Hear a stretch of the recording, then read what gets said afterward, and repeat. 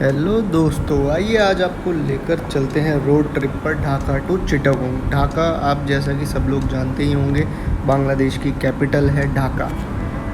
ढाका से चिटागोंग 250 किलोमीटर्स है and Chittagong is one of the main sea ports in Bangladesh और it is also one of the oldest port in the world. तो दोस्तों, आज हम वहीं चिटागोंग जा रहे हैं किसी अपने काम से। ढाका से हम निकले सुबह 5 बजे। आप देख रहे हैं जैसे कि सनराइज़ हो रहा है। तो हम सुबह 5 बजे यहाँ से निकले। बेसिकली 250 किलोमीटर कवर करने में टाइम लगता है 6 to 7 आवर्स और you can say 5 to 7 hours, जिसमें डिपेंड करता है सिटी ट्रैफिक। आप ढाका से कितनी देर में आप मेन हाईवे पे आ जाते हैं, या आप जब चिटागोंग में एंटर करते हैं तो सिटी में आपको कहाँ जाना है और वहाँ पे कितना रश है। बिकॉज़ आपको पता ही होगा, Bangladesh is world famous for its traffic. तो बांग्लादेश में जनरली अगर आप ढाका में हैं तो मैं अगर आपको बताऊं, 5 kilometre 10 kilometre even sometimes 1 kilometre cover करने के लिए 1-1 घंटे लग जाते हैं। इतना ट्रैफिक रहता है बांग्लादेश के अंदर। और ऑनेस्टली आपको भी समटाइम्स लगेगा, if you are not habitual to that much traffic, के अब मैं आगे क्या करूं।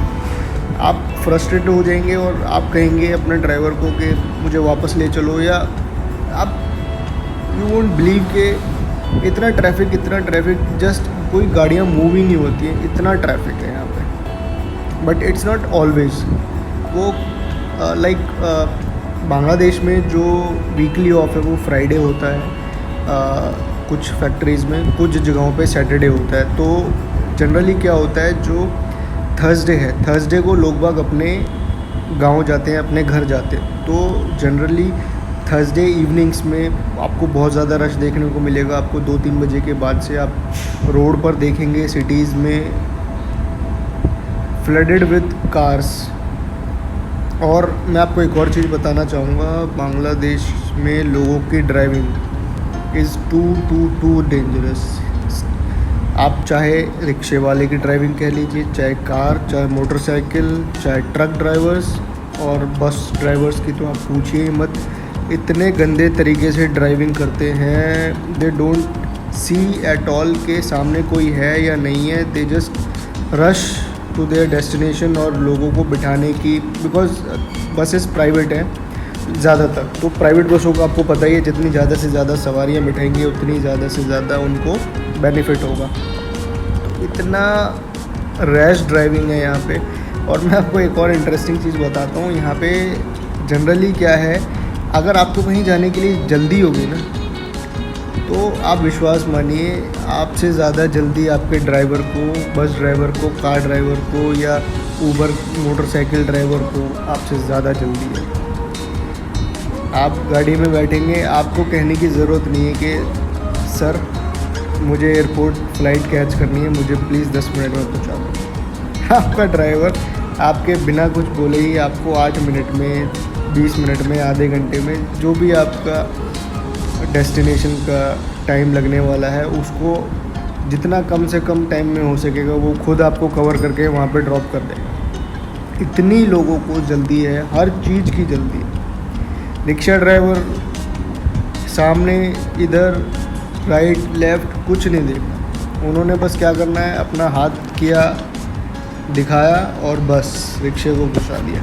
कार ड्राइवर कहीं से कट देख लिया, वहीं से यू टर्न मार लिया। तो मोस्ट ऑफ द जो रीज़न्स हैं ट्रैफिक के बांग्लादेश में, वो यही है कि जो यहाँ पे जो ड्राइवर्स हैं वो रूल्स को फॉलो नहीं करते, अपनी मनमानी करते हैं, कहीं भी कुछ भी मोड़ देते हैं, कहीं भी यू टर्न ले लेते हैं, कहीं भी गाड़ी खड़ी कर देते हैं, बसेस खड़ी कर देते हैं। तो this is all about traffic in Bangladesh. So we are not here to talk about the traffic, but this is just we are talking about the road trip which we are doing from Dhaka to Chittagong. अच्छा, मैं आपको एक और चीज़ बता दूँ, ढाका जो है वो थोड़ा सा, आपको पता होगा, आई थिंक वर्ल्ड में मोस्ट डेंस पॉपुलेटेड एरिया है। तो ऑब्वियस सी बात है वहाँ पे ट्रैफिक भी ज़्यादा रहेगा। यहाँ पे पब्लिक बेसिकली क्या है, जो आपको घर नहीं मिलेंगे, यहाँ पे आपको बिल्डिंग्स मिलेंगी। तो छोटे छोटे एरिया में 10-10, 15-15 फ्लोर्स बने हुए हैं। एक एक फ्लोर पे 2-2, 3-3 फ्लैट्स हैं, उसमें एक एक फैमिली रहती है। तो आप इमेजिन कर सकते हैं हाईली डेंस पॉपुलेटेड एरिया है। बट जो आप इनके रोड्स देखेंगे ना, तो डेफिनेटली आप खुश हो जाएंगे, क्योंकि रोड्स बहुत मक्खन की तरह है। यहाँ पे आपको ऐसा नहीं है कि मतलब खड़खड़ खड़खड़ खड़खड़ बीच में, जैसे आपने सुना होगा इंडिया में मुंबई में बारिश आई और रोड गड्ढों से भर गया, या दिल्ली में बारिश आई, या इस तरीके के यहाँ पे आपको हार्डली कुछ सुनने को मिलेगा। बट जो हाईवेज़ हैं वो बहुत ही मक्खन जैसे हैं, आपको पता भी नहीं चलेगा। आप कार में बैठेंगे, ट्रैफिक के अलावा, अपार्ट फ्रॉम ट्रैफिक, अगर आप कार में बैठे हैं तो आपको पता भी नहीं चलेगा कब आप अपनी डेस्टिनेशन पे पहुंच गए।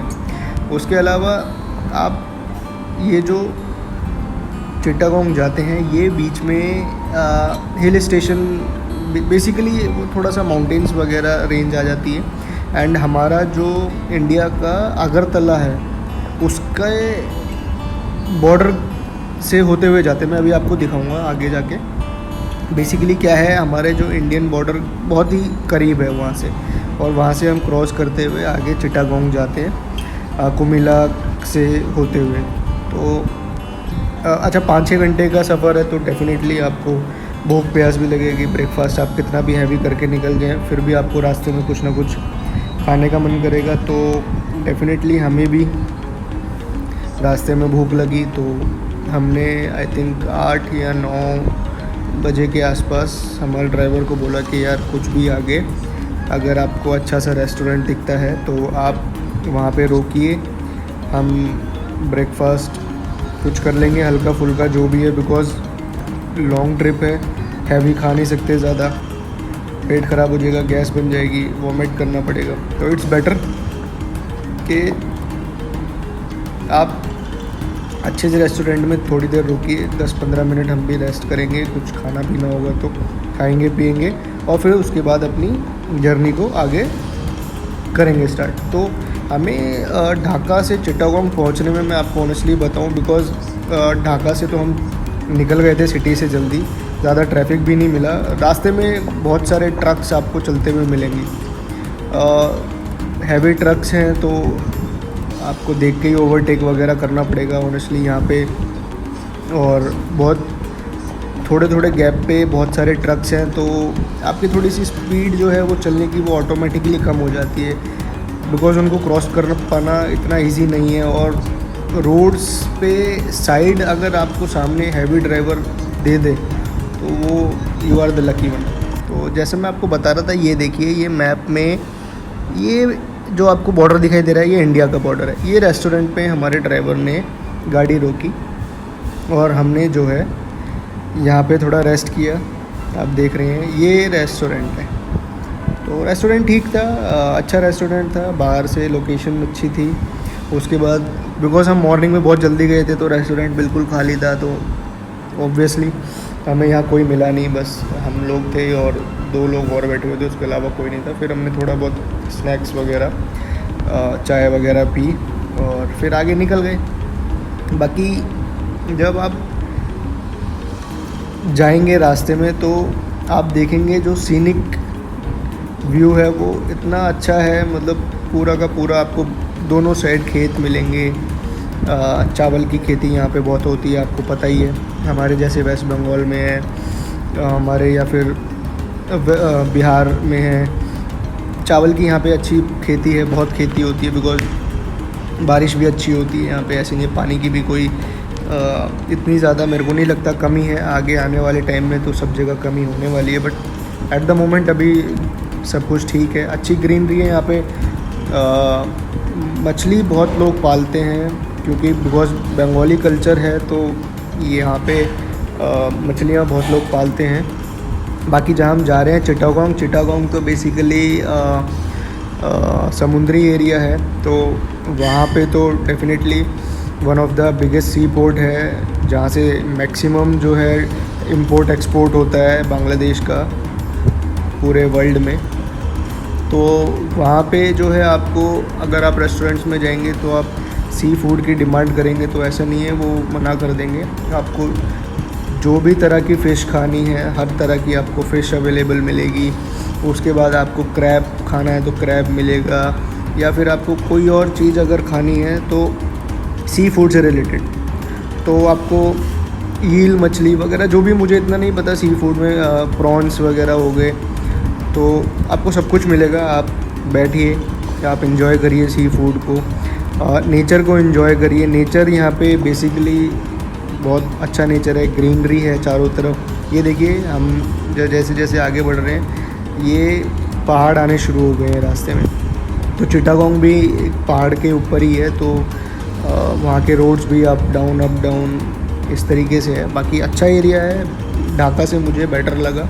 ट्रैफिक मैं श्योर नहीं कह सकता, क्योंकि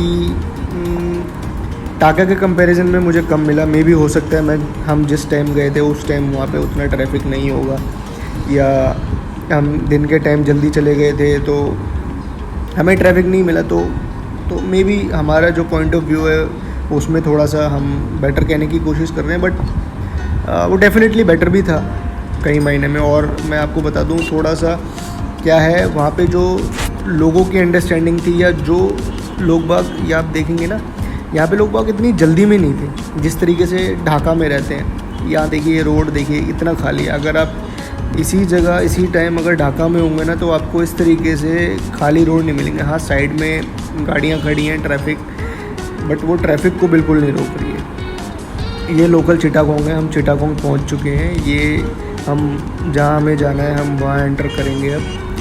तो बेसिकली यहाँ पे ट्रैफिक का एज सच मेरे को कोई ख़ास इशू नहीं मिला। थोड़ा बहुत होता होगा, बट ढाका जितना तो डेफिनेटली नहीं होता होगा यहाँ पे। तो हम 11:30, आई थिंक 11 से 11:30 बजे के आसपास अपनी डेस्टिनेशन पे पहुँचे थे, बिकॉज बीच में हमने चाय वाय पानी भी पिया, 15-20 मिनट का गैप भी लिया था। तो ओवरऑल ये जर्नी काफ़ी अच्छी रही। तो अगर आप चिटागोंग जाना चाहते हैं ढाका से, तो आप बाय ट्रेन भी जा सकते हैं, बाय एयर भी जा सकते हैं, बाय रोड मैंने अभी आपको दिखाई दिया। तो ये सारे मोड ऑफ ट्रांसपोर्ट अवेलेबल हैं बांग्लादेश में। तो होप दोस्तों ये वीडियो आपको पसंद आई हो तो अपने दोस्तों के साथ शेयर करें। आप बांग्लादेश के रोड ट्रिप्स को एंजॉय करें, बांग्लादेश आने का मौका मिले तो यहाँ की सीनिक ब्यूटी को देखें, यहाँ के लोकल बंगाली ऑथेंटिक फूड को एंजॉय करें। और ये अब हम वापस जा रहे हैं और सुबह आए थे तो सनराइज़ हो रहा था, अभी शाम को वापस जा रहे हैं तो सनसेट हो रहा है। तो हम यहाँ से आई थिंक 4 बजे निकले थे और रात को 10:30-11 बजे पहुँचे थे। तो होप दोस्तों आपको ये वीडियो पसंद आई हो तो लाइक शेयर करना ना भूलें, सब्सक्राइब का बटन दबाएं, बेल आइकन बजाएं और ज़्यादा से ज़्यादा लोगों तक इस वीडियो को पहुंचाएं। सो दोस्तों, थैंक यू वेरी मच।